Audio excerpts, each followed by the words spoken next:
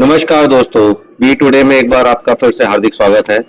आज हमारे साथ किसान नेता डॉक्टर शमशेर और प्रदीप धनखड़ जी हैं। प्रदीप धनखड़ जी जो है कि ऑल हरियाणा एमएसपी संघर्ष समिति के अध्यक्ष हैं। इनका संगठन है और करीब 40 के ऊपर सदस्य हैं इनके, और ये बताएंगे आज हमको कि किस तरीके से ये प्रधानमंत्री किसान सम्मान निधि योजना को आंदोलन में देखते हैं। इसके साथ डॉक्टर शमशेर से भी हम बातचीत करेंगे। आज तो आइए सीधे बिना समय लगाए हम डॉक्टर शमशेर से बात करते हैं। नमस्कार डॉक्टर साहब। जी नमस्कार, आपके दर्शकों को नमस्कार। जी नमस्कार। नमस्कार, आपके दर्शकों को हाथ जोड़ के प्रदीप धनखड़ की राम राम। डॉक्टर साहब, जैसा कि अभी देख रहे हैं कि किसान आंदोलन में इस तरीके से चल रहा है और आजकल तो कोरोना का काफी जोर चल रहा है, तो ये जो वैक्सीनेशन हो रहा है, तो क्या आपको लगता है कि आपके किसानों में भी सरकार की तरफ से कोई वैक्सीनेशन ड्राइव या कुछ इस तरह की कोई ड्राइव शुरू करी गई है? प्रदीप धनखड़ के नेतृत्व में 7-8 संगठनों ने स्थानीय एसडीएम को, सरकार को ये लिखित मांग की थी कि इस दौर में सैनिटेशन वर्कर को, रिपोर्टर्स को, क्योंकि अप्रैल के लास्ट में तक अब तक के 52 रिपोर्टरों की डेथ हो चुकी है और उनको कहीं फ्रंट लाइन का दर्जा नहीं दिया गया। वैक्सीनेशन के लिए फ्रंट लाइन में वो लिस्टेड नहीं है। सिर्फ 4 स्टेट उनके लिए सामने आए हैं, जबकि रिपोर्टर का आंदोलन में कवर करना बहुत जरूरी होता है। और ये मांग की गई थी कि जो पक्के मोर्चे बने हुए हैं किसानों के, वहां आप वैक्सीनेशन की सुविधा दीजिए। इस पे बलराज कुंडू जी ने भी चिट्ठी लिखी है और ये ज्ञापन भी किसान दे चुके हैं। लेकिन जो प्रधानमंत्री अपना नारा देते थे कि पहला वोट देश के नाम और युवा भारत की एक तस्वीर पेश करते थे, 35% आज भारत की युवा की आबादी है। और ये WHO की एक, ये आपकी देखा होगा गाइडलाइन, एक स्टडी भी है। जिस दिन आज हम 10% तक आबादी को हम वैक्सीनेशन कर पाए हैं, और यदि आबादी का अनुपात बढ़ता बढ़ता जिस दिन 35% हो गया, तब ये स्टैंड स्टिल हो जाएगा, यानी कि कोरोना का ग्राफ नीचे गिरना शुरू हो जाएगा। और उस दौरान में अभी 10% तक के, यानी कि 18 करोड़ वैक्सीनेशन हो चुके हैं, यानी कि हम सिर्फ 10-11% के बीच में पहुंचे हैं। अगर इस बीच में हमने 35% युवाओं को अलग रख दिया, बच्चे भी अभी तक अलग रखे हैं। हालांकि कोवैक्सीन ने एक सक्सेस पाई है कि 12 साल के ऊपर के बच्चों को वैक्सीनेशन करने के लिए अमेरिका में तो वो देना भी शुरू कर दिया इन्होंने। और मैं सभी किसान भाइयों का आह्वान भी करूंगा कि ये स्टडी आ चुकी है, ऑटोप्सी की रिपोर्ट भी आ चुकी है। यदि आप वैक्सीनेशन हैं तो आपके बॉडी में 40% इम्यूनिटी बढ़ जाती है। तो एक इम्यूनिटी के साथ आप इससे लड़ना और एक विदाउट इम्यूनिटी के साथ लड़ना। जिसने वैक्सीन ली थी उसके फेफड़े देखे गए पार्शली डैमेज थे, बाकी बिल्कुल ठीक था। और जिन्होंने नहीं लिए थे उनके फेफड़े भी डैमेज हो गए और छठे दिन के बाद सेकेंडरी इन्फेक्शन होने के बहुत ही चांसेस होते हैं। और ये गलतफहमी ये होती है कि जब कोई सेंसिटिव केस होता है, डायबिटिक होता है या जैसे COPD का केस होता है, तो उसका पहले वो अपना टेस्ट करा ले, नेगेटिव होने के बाद वो वैक्सीन ले जो सेंसिटिव केस हैं। और आज इंडियन वायरोलॉजी में ये सबूत भी बन के एक रिकॉर्ड एविडेंस डॉक्यूमेंट भी आया है कि हमारी इंडिजीनियस जो कोवैक्सीन थी वो दोनों तीनों स्ट्रेनों पे काम कर रही है। तो आप, लेकिन युवा के लिए जो आह्वान करने के बाद आप देखा होगा वैक्सीन करके जब निकलते हैं तो प्रधानमंत्री के फोटो लगा, आपने देखा होगा, स्टिकर, सर्टिफिकेट मिलता है। तो ग्लोबल जज गुरु की जिनकी इमेज बनाने की कोशिश की थी, सारे विश्व की यात्रा कर चुके हैं। आज जितना फंड रिजर्व किया गया था उसका लगाओ, आप ये लगाओ कि 35,000 करोड़ आज उसमें से हम आंशिक ही खर्च कर पाए हैं। जबकि अगर चुनाव में और पिछले साल से हमने सबक लिया होता तो आज 16 ऐसी मल्टीनेशनल कंपनी है जो 20 करोड़ प्रति माह का ये हमें प्रोडक्शन करके दे सकती हैं। आजकल टेक्नोलॉजी, पेटेंट और शेयरिंग का जमाना है। जैसे इन्होंने डॉक्टर रेड्डीज के साथ किया, सीरम इंस्टीट्यूट के साथ किया, तो बल्क हम रखने में नाकामयाब रहे हैं। और मैं बार बार कहता हूं, अगर 35% तो हमने छोड़ दिया तो तीसरी वेव आने के बड़े स्ट्रॉन्ग चांस हो जाएंगे। और यदि इसी अनुपात में हम 4-5% युवा को भी कर देते, +45 को भी साथ में कर देते, तो जो ट्रांसमिशन चेन है जो पर्सन टू पर्सन करके फैलती है, वो कहीं ना कहीं उसमें ब्रेकअप आता है। तो युवाओं को छोड़ने के बाद भयंकर स्थिति होगा। और जो देश आज तक पाखंड में, हिंदू मुस्लिम में, इन चीजों में उलझा हुआ हो, वो शायद इस वैक्सीनेशन की कदर नहीं समझता। और हमारे नेताओं के कई पे हंसी भी आती है। कई हमारे अनपढ़ मूर्ख नेताओं ने ये भी कहा कि टावरों से ये फैलता है। टावरों से, रेडिएशन से कभी आपका बैक्टीरिया नहीं फेंकता, कभी आपका वो वायरस नहीं फेंकता। उससे रेडियो मैग्नेटिक वेव से ये हो सकता है कि कैंसरस हो जो उसके बिल्कुल क्लोज कंटेक्ट हो। तो जिन देशों में आज 4G भी नहीं है वहां भी ये केसेस हैं, और जहाँ छोटे छोटे देश हैं, अच्छा उनका डेंसिटी है पॉपुलेशन का, वहाँ 6G आराम से चल रहा है। तो ये शिफ्टिंग ना करें हम मुद्दों से। जब राकेश टिकैत जी वैक्सीनेशन ले सकते हैं, मैं डबल डोज वैक्सीन ले सकता हूँ, तो मेरा भी फर्ज है कि मेरे पीछे जो किसान बैठे हैं उनकी जान भी उतनी कीमती है जितने नेतृत्व की। तो जब एक महामारी का कोई इलाज नहीं है, उसका प्रिवेंशन है, तो क्यों ना हम अपने एंटीबॉडीज, उसमें हमें अपॉर्चुनिटी मिल रही है, हम उसका फायदा उठाए। और यही सोच के हम एसडीएम के पास गए थे। हमें इसमें आकांक्षा भी थी, जैसे मरकज में इन्होंने बदनाम किया, ऐसे ही मोर्चा शिक्षा मंत्री ने खोला, आपके हेल्थ मिनिस्टर ने खोला, खट्टर साहब ने खोला कि किसानों की वजह से ये महामारी फैल रही है। जबकि हम ये कह रहे हैं कि हम किसान इसमें वैक्सीनेशन के लिए तैयार हैं, तो उनके पास इतना स्ट्रक्चर है कि अपने यूथ को भी कवर कर सकें। अब उन्होंने कैंप तो लगाए आपके वहाँ पे बॉर्डर पे? कैंप में कोई जब मेडिकल पर्सन नहीं होगा, वहाँ कोई उसकी वैक्सीन का कोई प्रचार नहीं होगा, कॉन्टेक्ट नहीं होगा, आप वर्कर्स रखते हैं, आशा वर्कर होते हैं, आपके ग्राउंड लेवल पे वर्कर होते हैं, वॉलंटियर्स हैं। मेरे ख्याल में किसान आंदोलन से ज्यादा वॉलंटियर तो कोई काम ही नहीं कर रहे। जब उनको आप उनके फीडबैक ही नहीं लोगे तो ये कैसे कोई भी प्रोग्राम सक्सेसफुल होगा।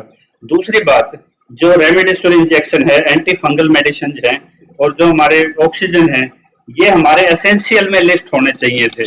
लेकिन आज ऐसे एसेंशियल में लिस्ट क्या हुआ, 280 कंस्ट्रक्शन के ट्रक जो 2300 करोड़ का 3 किलोमीटर का जो आज राजपथ उखाड़ा गया हुआ है, क्या जरूरत थी इस पैंडेमिक के टाइम में? ये काम बाद में भी हो सकता था कि आप 23,000 करोड़ का वहां पे दिन रात आप काम कर रहे हैं, और एसेंशियल सर्विस के उन पे टैग लगे हुए हैं। DDAM एक्ट का ये दुरुपयोग नहीं है तो क्या है? आज अनाज को आवश्यक वस्तुओं में आना चाहिए था। आज जो साइलोज में मंडियों से जो 40% उठान हो रहा है, आप मुहाना में देखिए 7 मंडियां हमारी इससे बंद हुई। आज आड़ती को फ्रंटली वर्कर में नहीं दिया, ना किसान को जो वहां खड़ा उसको पास दिया है कि आप फ्रंट लाइन वर्कर हैं, वैक्सीनेट करके मंडी में आ जाइए, उनको सुविधा नहीं दी। लेकिन ट्रांसपोर्टेशन जो प्राइवेट साइलोज है उनको दे दिया गया। तो कोरोना की आड़ में, एक पेंडेमिक की आड़ में DDM एक्ट का इससे बड़ा कोई मिसयूज नहीं हो सकता था। आज एसेंशियल में जो चीजें आनी चाहिए थी वो नहीं आई, और जो नॉन एसेंशियल चीजें हैं, ये एक्टिविटी है।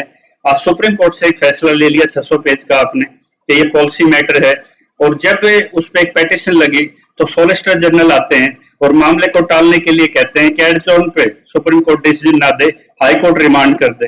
हाई कोर्ट ने 4 दिन उस पर स्टडी के लिए हैं। लेकिन जब पॉलिसी मैटर हो, पॉलिसी मैटर सुप्रीम कोर्ट के भी हाथ बन जाते हैं। लेकिन पॉलिसी मैटर को कौन एग्जीक्यूट करता है? PM, CM, हमारी सरकार, हमारे प्रतिनिधि। एक नागरिक का और आंदोलन में खड़े हुए किसान का जरूर प्रधानमंत्री से सवाल है कि आज ऐसी कौन सी पॉलिसी होगी कि आज 9 एम्स की बिल्डिंग तैयार है हमारे देश में, जो यूपीए टाइम में खड़ी हो गई थी, उनमें 1-1, 2-2 कमरे में OPD कर रखी है। वो स्ट्रक्चर ऐसे ही खड़े हैं, वो वरदान साबित होते, आप उनको यूज करते। यही 23,000 करोड़ रुपए जो आपका 40,000 करोड़ तक ये बढ़ेगा बजट इसका, अगर यही यूज होता तो इसमें 4,000 हॉस्पिटल्स बन जाते। आपने हेल्पलाइन स्ट्रक्चर, और जब आपको वैक्सीनेशन के लिए बाहर की कंपनियों से डील करने का मौका है तब ने आपने ये राज्यों पे छोड़ दिया। तो हमने ये मांग की थी कि 52 रिपोर्टरों की डेथ हो चुकी है। सरकार कभी नहीं चाहती कि खोजी रिपोर्टर या ग्राउंड रिपोर्ट कोई दिखाए। सिर्फ जो कुछ लाइव मीडिया है, जो इनके पेड मीडिया है, वो इनके एजेंडे पे दुष्प्रचार को चलाते रहे। तो मीडिया का तुष्टीकरण है, किसान आंदोलन को फेल करना चाहते हैं। तो इस तरह से DDM का मिसयूज है और सत्ता का दुरुपयोग है। तो ये जो 52 रिपोर्टर आप बता रहे हैं जो जिनकी डेथ हुई है, ये क्या कोरोना से मरे हैं, ये आप श्योर हैं? बिल्कुल कोरोना से हैं, और एक साल में जितने वेब हैं आपके या टॉप जो आपके प्रिंट मीडिया है, जितने केस इस दौरान दर्ज हुए हैं, आज दर्ज उस पे केस नहीं होता जो गलत इंफॉर्मेशन दिखाता है। आज उन रिपोर्टरों पे ज्यादा कार्रवाई हो रही है, केस झूठे हो रहे हैं जो बिल्कुल फैक्चुअल दिखाते हैं, ग्राउंड रिपोर्टिंग दिखाते तो ये पहले तो सरकार ने जब वैक्सीनेशन के लिए बोला था तो किसानों ने तो मना किया था कि हम वैक्सीनेशन नहीं करेंगे, कोरोना नहीं है कोई बीमारी। देखो, किसानों ने टेस्टिंग के लिए कहा था कि हम टेस्टिंग के लिए हमारा आपके हम, लेकिन वैक्सीनेशन के लिए हमेशा कम फॉरवर्ड आए हैं किसान। टिकैत जी का आप ऑन रिकॉर्ड उठा के देखिए, योगेंद्र यादव ने तो बल्कि एक वीक चलाया वहां पे कि प्रतिरोधक सप्ताह और 16 गांव वहां के बल्कि सिंघू बॉर्डर के आसपास उन्होंने लिए। तो टेस्टिंग से क्या परेशानी किसानों को? टेस्टिंग से परेशानी, टेस्टिंग से कोई परेशानी नहीं थी।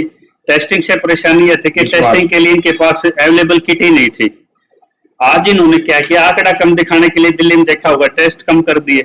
तो टेस्ट एक आंकड़ों का खेल है, और एक बार टेस्ट में आने के बाद आपका डीडीएम एक्ट में किसान आ जाता है, आप उसको घर से भी उठा सकते हो। तो किसानों को लगता है कि आंदोलन को तोड़ना चाहते हैं। अदरवाइज किसान आंदोलन में डॉक्टर भी हैं, प्रोफेसर भी हैं, पढ़े लिखे भी नेतृत्व हैं। वो चाहते हैं कि किसान इस इम्यूनाइजेशन का फायदा ले, लेकिन जो यूथ को नहीं दे पाए, जो आज लाइनें लग रही हैं उनको नहीं दे पाए, वो किसानों को क्या प्रोटेक्शन देंगे? आज जब ये लगा हुआ है पूरे देश में लॉकडाउन, आज मुख्यमंत्री 150-200 आदमियों की अपनी भीड़ लेके फीता काटना पहुंच जाते हैं। आज ये किसी भी मंत्री के बंदोबस्त में 200-250 आदमियों की भीड़ होती है। तो जब आपके 4 आदमी इकट्ठे नहीं हो सकते, तो आप जानबूझ के कौन सा एक्सपेरिमेंट कर रहे हो? सबसे ज्यादा वायलेशन तो सत्ता वाले कर रहे हैं। तो ये एक देश में 2 कानून, ये बहुत ही निंदनीय चीज है। बहुत महत्वपूर्ण बात जानकारी दी है डॉक्टर शमशेर ने कि किस तरीके से वैक्सीनेशन को किसानों के बीच में और यूथ के बीच में ना लाकर सरकार किस तरीके से बीमारी को बढ़ावा दे रही है। ये एक तरीके का पेंडेमिक को बढ़ाना हुआ, पेंडेमिक एक्ट का जो है दुरुपयोग है, ऐसा कि डॉक्टर शमशेर ने कहा। तो ये महत्वपूर्ण जानकारी उन्होंने हमारे साथ शेयर करी। आइए जानते हैं प्रदीप जी से कि जो प्रधानमंत्री किसान सम्मान निधि योजना जो है, उसको वो आंदोलन में किसान किस तरीके से ले रहा है, किस तरीके से देख रहा है, आइए उनसे बात करते हैं। प्रदीप, हमें तो 2014 में प्रधान सेवक का एक वो नारा याद आता है कि बनारस में उस घाट पे जाके जो नारा दिया था कि माँ गंगा ने बुलाया, तो शायद वो हम नजदीक से देख रहे हैं उस सीन को कि आज जो 2000 डेड बॉडी ये जो मिली, शायद वो उस नारे के अंदर संदेश था, वो जनता के लिए था, वो प्रधान सेवक के लिए नहीं था। वो वचन तो उसके मुंह के जरूर थे, लेकिन वो संदेश था आप सतर्क हो जाओ, नहीं तो यहीं गंगा में जाना है। वही दूसरी बात, ये किसान जो सम्मान निधि जो 2000 वो किया है, ये एक धोती खोल के और पगड़ी लपेटने वाली बात है। इधर से तो 2000 रुपए किसान के खाते में डाल दिया, उधर से 1100 का जो 1200 का डीएपी का कट्टा था 1900 का कर दिया। डीजल जो 62 रुपए चलता था आज 102 पहुंच गया। तो एक तरीके से देना, दूसरे हाथ से लेना, ये वही पॉलिसी है, उससे ज्यादा नहीं है। रही आज किसान का विश्वास टूट गया। आप कहीं भी चर्चा करो कि ये सत्ता का जो खेल था, पैसे से सत्ता और सत्ता से पैसे, इससे ज्यादा विश्वास है ही नहीं। आज किसी से भी चर्चा करो, भाई ये विधायक कैसा है, ये एमपी कैसा है, तो प्रधान सेवक तक भी जाती है कि ये हमारा नहीं है, क्योंकि ये पूंजीपतियों का है। ये किसान सम्मान निधि से आपको लगता है कि किसानों का कोई भला नहीं है, कोई फायदा नहीं है? भला क्या होगा, बता दिया कि भी जो तेल के जरिए निकाल लिया, कुछ बिजली के जरिए निकाल लिया, कुछ रही गई डीएपी ने पूरी कर दी, और अब आगे का भी वो आएगा। इसमें इंटरप्ट करूंगा मैं। इसमें एक बहुत बड़ी स्ट्रेटेजी के साथ प्रधानमंत्री 3 स्टेटों में जब वो सीटें हार गए थे, आंदोलन आज 3 राज्यों में बिल्कुल तीव्र है, अपने चरम पे है। और जो बाकी जो दूर दराज स्टेट हैं, उत्तराखंड है आपका, आपके जैसे महाराष्ट्र में भी अच्छा आंदोलन है, तो उन स्टेटों के किसान का वोट बैंक एक बड़ा वोट बैंक है। यानी कि 52 करोड़ किसान मजदूरों को साधने के लिए अगर आपके कहीं पे 5 लाख 10 लाख मोर्चाबंदी पे लोग बैठे हैं, तो आप उनको एक ही डिवीजन से अलग कर सकते हो कि उसमें लालच की हड्डी आप फेंक दीजिए। जब प्रधानमंत्री जी ने 6000 पहली बार प्रधानमंत्री ये स्कीम दी थी, तो हमने इसको प्रधानमंत्री अपमान योजना का नाम दिया था।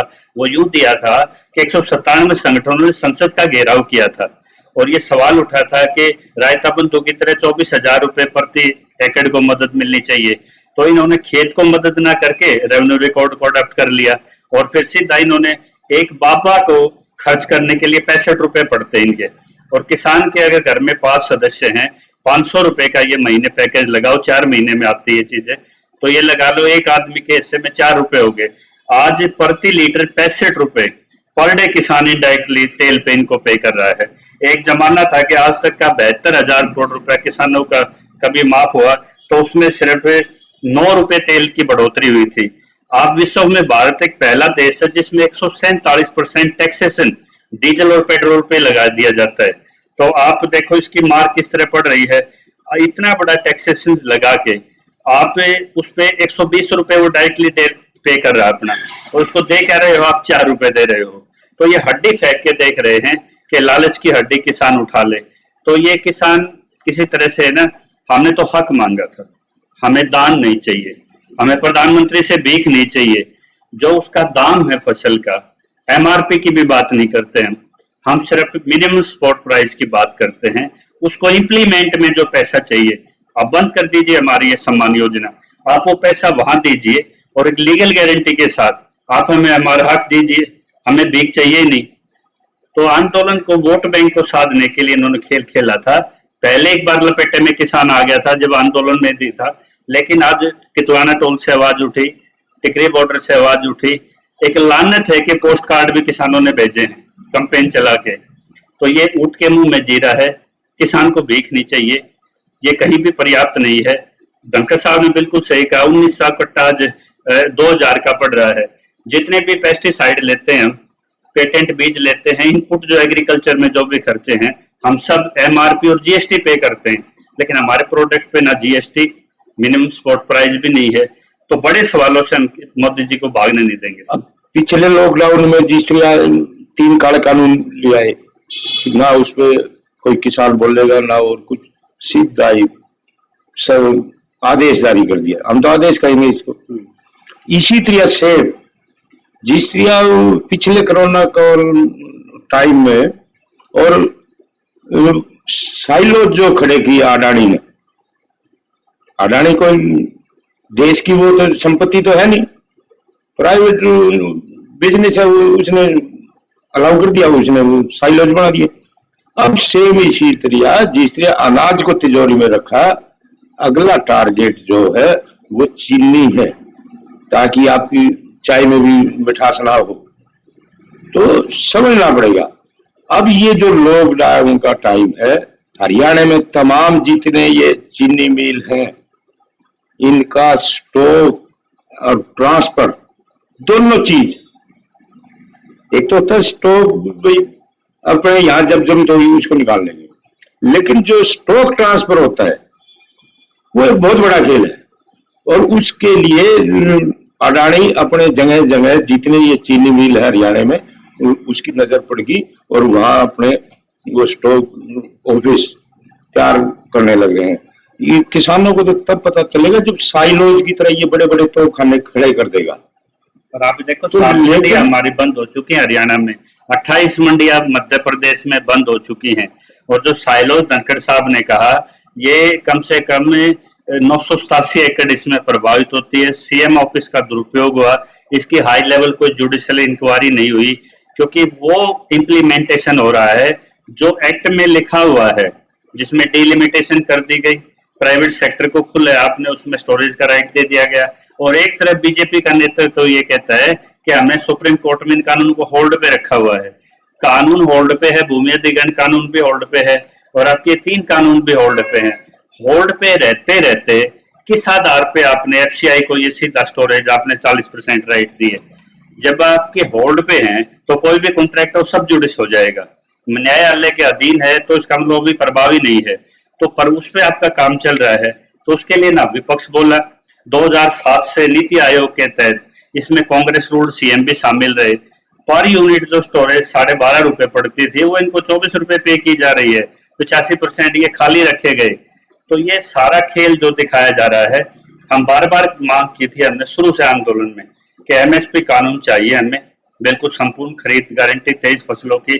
और ये 3 कानून है, इसका हम सिर्फ इसीलिए विरोध करते हैं कि आपने इसको समवर्ती विषय में लाके 9th शेड्यूल में चोरी से पास किया है। अगर यही किसानों से कंसल्ट होके होते और इसमें किसानों के ऑब्जेक्शन को साथ लेते होते तो ये वरदान बनते किसान के लिए।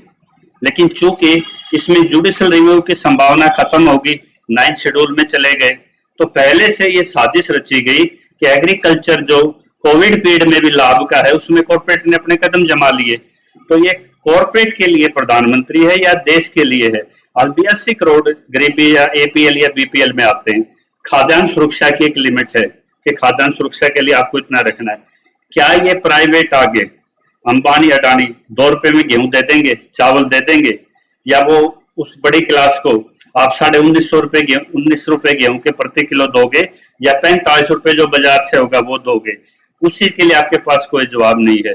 तो इसीलिए हम इसके विरोध में कहते हैं कि ये जो जितना भी कॉर्पोरेट है, जैसे पेंडेमिक में काम नहीं आया, तो इसी तरह से जो हमारे सरकारी सेक्टर हैं, एफसीआई है, हमारे गवर्नमेंट हॉस्पिटल्स हैं, हमारे एम्स हैं, हमें इनको प्रायोरिटी पे लेना चाहिए। जय किसान।